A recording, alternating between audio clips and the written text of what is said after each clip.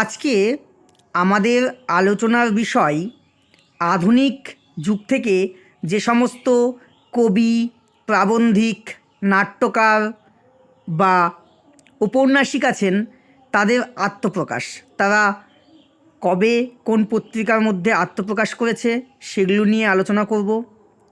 যারা আমার চ্যানেলে নতুন তারা অবশ্যই চ্যানেলটাকে সাবস্ক্রাইব করে পাশে থাকবে, কারণ তোমাদের উৎসাহ পেলেই কিন্তু আমি ভিডিও বানাতে আরও বেশি করে উৎসাহী হব। আর যতটা পারো বন্ধুদেরকে শেয়ার করো। যত পরিমাণে ভিডিও শেয়ার হবে তত কিন্তু আমি ভিডিওগুলো করতে উৎসাহী হব। যাই হোক, দেখো ভিডিওটা কেমন লাগে। প্রথমেই আলোচনা করছি মাইকেল মধুসূদন সম্পর্কে। দেখো, 1848 থেকে 49 খ্রিস্টাব্দে মাদ্রাস সার্কুলেটর পত্রিকায় টেমোথি পেন পোয়েম ছদ্মনামে a vision of the past captive lady রচনা এবং রচনাটি 1849 খ্রিস্টাব্দে গ্রন্থাগারে প্রকাশিত হয়। এবং দেখো ভালো করে, এই মধুসূদন দত্ত এই মাদ্রাস সার্কুলেটর পত্রিকার মাধ্যমেই সাহিত্য জগতে পদার্পণ করেন। ঠিক আছে, এবার আমরা আলোচনা করব নাট্যকার দীনবন্ধু মিত্র সম্পর্কে। দীনবন্ধু মিত্র সংবাদ প্রভাকর পত্রিকার মাধ্যমে সাহিত্য ক্ষেত্রে প্রথম আত্মপ্রকাশ করেন, এটুকু মনে রাখলেই হবে। এবার আমরা দেখে নেব সঞ্জীবচন্দ্র চট্টোপাধ্যায়। এটা আমাদের টেক্সটে রয়েছে, যদিও আধুনিক যুগের পাঠটাতে নেই। সাহিত্য জগতে তিনি পদার্পণ করেন প্রথম গল্প রামেশ্বরের ভ্রমণ পত্রিকা প্রকাশের মধ্যে দিয়ে। এবার আমরা দেখে নেব বঙ্কিমচন্দ্র, যার অবদান আমরা উপন্যাসেও পেয়েছি, প্রবন্ধেও পেয়েছি। 1852 খ্রিস্টাব্দে কামিনীর উক্তি নামক গল্প সংবাদ প্রভাকর পত্রিকার মাধ্যমে সাহিত্য জগতে তিনি আত্মপ্রকাশ করেন। খুব ভালো করে তথ্যগুলো মনে রাখবে, আশা করি তোমাদের পরীক্ষায় কাজে লাগবে। দেখো, নবীনচন্দ্র সেনটা আমার মনে হয় সিলেবাসে নেই, যদি থাকে তোমরা একটু দেখে নিও। এবার আমরা চলে যাচ্ছি হরপ্রসাদ শাস্ত্রী, চর্যাপদের আবিষ্কর্তা। দেখো, 1282 বঙ্গাব্দে মাঘ চৈত্র সংখ্যায় বঙ্গদর্শন পত্রিকায় প্রকাশিত তার জীবনের প্রথম রচনা ভারত মহিলা, এবং এই পত্রিকার মধ্যে দিয়েই তিনি সাহিত্য জগতে পদার্পণ করেন। দেখো, স্বর্ণকুমারী দেবী, যদিও আমাদের সিলেবাসে নেই সেজন্য সেটা নিয়ে আমি আলোচনা করছি না, তোমরা জাস্ট একটু দেখে নেবে, যাক বলেই দিই।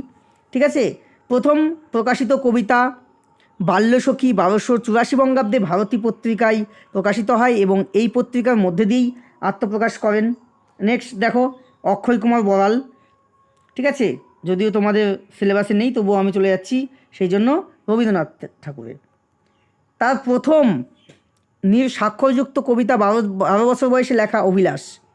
ঠিক আছে, কবিতাটি তত্ত্ববোধিনী পত্রিকায় 1874 খ্রিস্টাব্দে প্রকাশিত হয়। এই কবিতাটির মধ্যে দিয়েই তিনি সাহিত্য জগতে আত্মপ্রকাশ করেন। আর স্বাক্ষরযুক্ত যদি বলো তাহলে হিন্দু মেলার উপহার, যেটা 14 বছর বয়সে লেখা, অমৃতবাজার পত্রিকায় 1281 বঙ্গাব্দে প্রকাশিত হয়। এভাবে কিন্তু আমাদের মনে রাখতে হবে।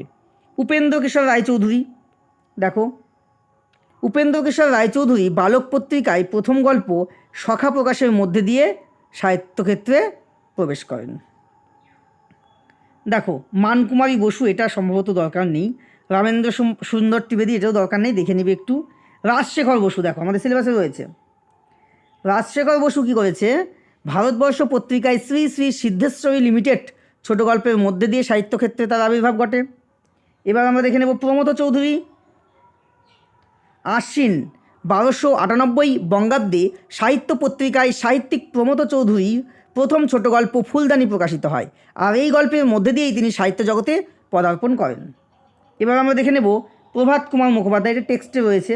দেখো, দেশ পত্রিকায় তার প্রথম প্রবন্ধ চিত্রাঙ্গদার সমালোচনা প্রকাশের মধ্যে দিয়ে তিনি সাহিত্য জগতে পদার্পণ করেন। সত্যেন্দ্রনাথ দত্ত। দেখো, কবি রূপে সত্যেন্দ্রনাথ দত্তের প্রথম আত্মপ্রকাশ সাহিত্য পত্রিকার মাধ্যমে। যতীন্দ্রনাথ সেনগুপ্ত, দেখো আমাদের সিলেবাসের কাব্য সাহিত্যে রয়েছে। তার লেখা কবিতা প্রথম প্রকাশ করে প্রবাসী পত্রিকায় 1339 বঙ্গাব্দে, এবং এই পত্রিকার মাধ্যমে তিনি আত্মপ্রকাশ করেন।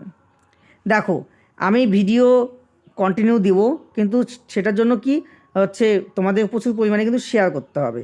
আর ভিডিওগুলো ভালো লাগলে অবশ্যই লাইক কমেন্ট করবে। ঠিক আছে, কারণ ভিডিওটা যত ভিউজ হবে বা হচ্ছে সবার আগ্রহ বাড়বে, তত কিন্তু আমি উৎসাহিত হব ভিডিও বানানোর জন্য। ঠিক আছে, সেজন্য সবাইকে কিন্তু শেয়ার করবে ভিডিওগুলো। সুকুমার রায় দেখে নাও, সুকুমার রায়ের আত্মপ্রকাশ ঘটে সন্দেশ পত্রিকায়, এগুলো জাস্ট একটু দেখে রাখবে। মহিতলাল মজুমদার হচ্ছে মানসী পত্রিকাতে তার সাহিত্য জীবনের সূত্রপাত হয়। ঠিক আছে, হেমেন্দ্র কুমার 1903 খ্রিস্টাব্দে বসুধা পত্রিকায় তার প্রথম গল্প আমার কাহিনী প্রকাশিত হয়। দেখো আমি সবই বলে দিচ্ছি, তোমাদের যেগুলো দরকার সেগুলো তোমরা পড়ে নেবে। সুনীতি কুমার চট্টোপাধ্যায়, এটা রয়েছে আমাদের সিলেবাসে প্রবন্ধ থেকে। তার প্রথম প্রবন্ধ কৃপার শাস্ত্রের অর্থভেদ ও বাংলা উচ্চারণ তত্ত্ব প্রকাশিত হয় বঙ্গীয় সাহিত্য পরিষদের 1323 বঙ্গাব্দের 3য় সংখ্যায়, এবং এই বঙ্গীয় সাহিত্য পরিষদ পত্রিকার মধ্যে দিয়েই তার আত্মপ্রকাশ ঘটে। এবার দেখো গিরিবালা দেবী, অতটা প্রয়োজন নেই সেজন্য আলোচনা করছি না, দেখে নিও।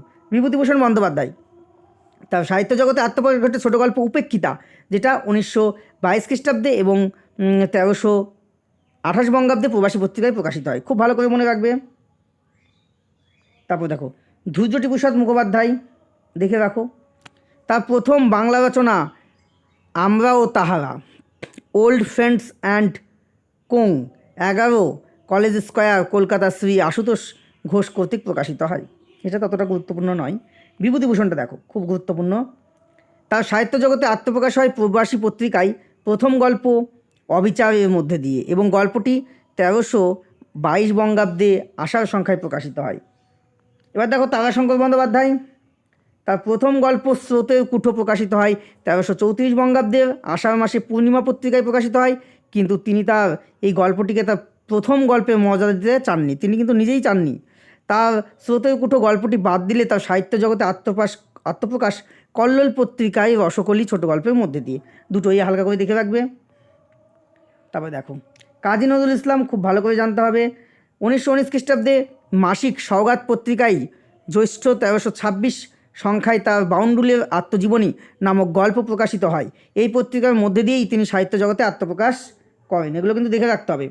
বলাইচাঁদ মুখোপাধ্যায় অর্থাৎ বনফুল, আমাদের সিলেবাসে রয়েছে। বনফুলের সাহিত্য জীবন শুরু হয়েছিল 1915 খ্রিস্টাব্দে। সাহেবগঞ্জ স্কুল থেকে প্রকাশিত মালঞ্চ পত্রিকায় একটি কবিতা প্রকাশের মধ্যে দিয়ে এই পত্রিকাটি ছিল হাতে লেখা। এই পত্রিকাতেই তার কবিতা প্রকাশিত হয়েছিল বনফুল ছদ্ম নামে। তারপরে দেখো জীবনানন্দ দাশ, জানতে হবে তার প্রথম কবিতা বর্ষা আবহন কবিতাটি ব্রহ্মবাদী পত্রিকায় 1919 খ্রিস্টাব্দে প্রকাশিত হয়, এগুলো কিন্তু দেখে রাখতে হবে। সতীনাথ ভাদুরী সুধীন্দ্রনাথ দত্ত, তার প্রথম কবিতা হচ্ছে কুক্কুট প্রকাশিত হয় প্রবাসী পত্রিকায়। শৈলজানন্দ, দেখো বঙ্গীয় মুসলমান সাহিত্য পত্রিকায় তার প্রথম ছোট গল্প সংকলন মর্মবাণী প্রকাশিত হয় 1919 সালে।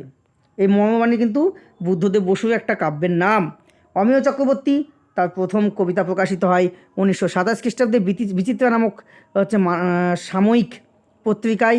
এই পত্রিকার মধ্যে দিয়েই তিনি সাহিত্য জগতে আত্মপ্রকাশ করেন। দেখো মনীষ ঘটক অর্থাৎ আশাপূর্ণা দেবীর পিতা, 1331 বঙ্গাব্দের পৌষ সংখ্যায় কল্লোল পত্রিকায় গোষ্পদ গল্প দিয়ে যুব নাস্য ছদ্মনামে তার সাহিত্যক্ষেত্রে আবির্ভাব ঘটে।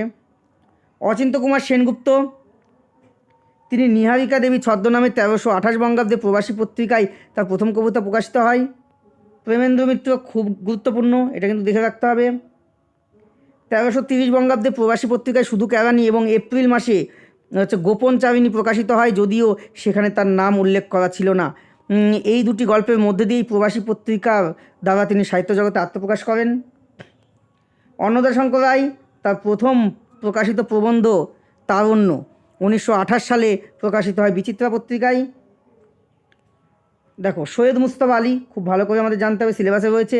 বীরভূমের শান্তিনিকেতনে পড়াশোনা চলাকালীন বিশ্বভারতী ম্যাগাজিন পত্রিকায় তার প্রথম লেখা প্রকাশিত হয়, এর অনেক পরে দেশ পত্রিকাতে দেশে বিদেশে নামক প্রথম প্রবন্ধ প্রকাশিত হয়। সতীনাথ ভাদুরী, দেখো তার প্রথম গল্প জামাইবাবু বিচিত্রা পত্রিকায় প্রকাশিত হয় 1932 সালে। মানিক বন্দ্যোপাধ্যায়, দেখো খুব ইম্পর্টেন্ট, তার সাহিত্যে প্রবেশ ঘটে ছোট গল্প অতসী মামি, যেটা 1928 খ্রিস্টাব্দে বিচিত্রা পত্রিকার মাধ্যমে। লীলা মজুমদার, তার প্রথম গল্প লক্ষ্মী ছাড়া 1922 খ্রিস্টাব্দে সন্দেশ পত্রিকায় প্রকাশিত হয়। বুদ্ধদেব বসু, কল্লোল পত্রিকায় প্রকাশিত বুদ্ধদেব বসুর প্রথম গল্প হলো রজনী হলো উতলা, 1333 সনের জ্যৈষ্ঠ মাসে প্রকাশিত হয়। তবে দেখো খুব জোরে জোরে বলছি, ঠিক আছে, লিখে নিবে। আশাপূর্ণা দেবী হচ্ছে শিশুসাথী পত্রিকায় প্রথম লেখা কবিতা বায়ুর ডাক প্রকাশিত হয়। নাহলে ভিডিওটা অনেক বড় হয়ে যাবে, এক ভিডিওর মধ্যে সমস্ত প্রকাশকাল দেওয়া সম্ভব হবে না, বা প্রকাশিকা কোথা থেকে হয়েছিল দেওয়া যাবে না, সেই জন্য কিন্তু আমি একটু তাড়াতাড়ি বলছি। দীনেশ দাস, সমস্যা এগুলো একটু দেখে নেবে, এগুলো সিলেবাসে নেই। বিজন ভট্টাচার্য একটু দেখে রাখো। শিখা পত্রিকায় ছাপার অক্ষরে প্রথম প্রকাশিত বিবেকানন্দের জীবনী নামক গ্রন্থ। নারায়ণ গঙ্গোপাধ্যায় রয়েছে টেক্সটে, তার প্রথম লেখা প্রকাশিত হয় হচ্ছে পয়লা শিশু নামক মাসিক পত্রিকায়। সুভাষ মুখোপাধ্যায় খুব ভালো করে রয়েছে আমাদের কাব্য সাহিত্যে। সত্য ভামা ইনস্টিটিউট এর বিদ্যালয় পত্রিকা ফুলগুতে কথিকা রচনার মাধ্যমে সুভাষ মুখোপাধ্যায় সাহিত্য জগতে প্রথম আত্মপ্রকাশ করেন। সন্তোষ কুমার ঘোষ একটু দেখে নেবে। বিমল কর দেখে নেবে। তারাপদ চৌধুরী। সমরেশ বসুটা ভালো করে দেখো। তার প্রথম ছোট গল্প আদাব, যেটা 1946 সালে শারদীয়া পরিচয় পত্রিকায় প্রকাশিত হয়। সুকান্ত ভট্টাচার্য একটু দেখে নেবে। মহাশ্বেতা দেবীটা আলোচনা করছি। 1939 সালে খগেন্দ্রনাথ সেন সম্পাদিত রংমশাল পত্রিকায় রবীন্দ্রনাথের ছেলেবেলা গ্রন্থ বিষয়ে রচনার মাধ্যমে লেখিকা মহাশ্বেতা দেবীর প্রথম আত্মপ্রকাশ ঘটে। মতিনন্দী কোন নিজে লিখেছিল সেটা আমাদের দেখতে হবে। 1957 খ্রিস্টাব্দে দেশ পত্রিকায় ছাদ নামক গল্প প্রকাশের মাধ্যমে তার আত্মপ্রকাশ ঘটে। শঙ্খ ঘোষ দেখো, তার সাহিত্য জীবন শুরু কৃত্তিবাস পত্রিকায়। এই পত্রিকার প্রথম সংখ্যাতেই তার দিনগুলি রাতগুলি কবিতাটি প্রকাশিত হয়। শক্তি চট্টোপাধ্যায় খুব ভালো করে আমাদের দেখতে হবে। তার প্রথম কবিতা জম প্রকাশিত হয় কবিতা পত্রিকায়। কবিতা পত্রিকার মধ্যে দিয়েই তিনি সাহিত্য জগতে আত্মপ্রকাশ করেন। সুনীল গঙ্গোপাধ্যায় দেশ পত্রিকায় 1951 খ্রিস্টাব্দে সুনীল গঙ্গোপাধ্যায়ের একটি চিঠি প্রথম কবিতা প্রকাশিত হয়। শেষেন্দু মুখোপাধ্যায় একটু দেখে রাখবে, রয়েছে যদিও টেক্সটে, বলেই দিই। তার আত্মপ্রকাশ হয় হচ্ছে জল তরঙ্গ নামক গল্পের মধ্যে দিয়ে, যা হচ্ছে প্রকাশিত হয় দেশ পত্রিকায় 1959 খ্রিস্টাব্দে। সমরেশ বসু, এটা তো আমাদের জানতেই হবে। তার প্রথম গল্প অন্নমাত্রা মঞ্চনাটক হিসাবে লিখিত, প্রকাশিত হয়েছিল দেশ পত্রিকায় 1967 সালে। এই দেশ পত্রিকার মধ্যে দিয়েই তিনি সাহিত্য জগতে প্রবেশ করেন। জয় গোস্বামী টেক্সটে রয়েছে, একটু বলে দিই দেখো। মাত্র 13 বছর বয়সে বাড়ির পুরনো সিলিং পাখা নিয়ে কবিতা লেখেন। কবিতাটি কবির 19 বছর বয়সে 3টি ছোট পত্রিকায় একই সঙ্গে ছাপা হয়। পত্রিকাগুলি হলো সীমান্ত সাহিত্য, পদক্ষেপ এবং কি হোমশিকা। যাই হোক, এই ছিল আজকের আলোচনা। ভিডিওটি যদি ভালো লাগে তাহলে অবশ্যই লাইক, কমেন্ট এবং শেয়ার করবে।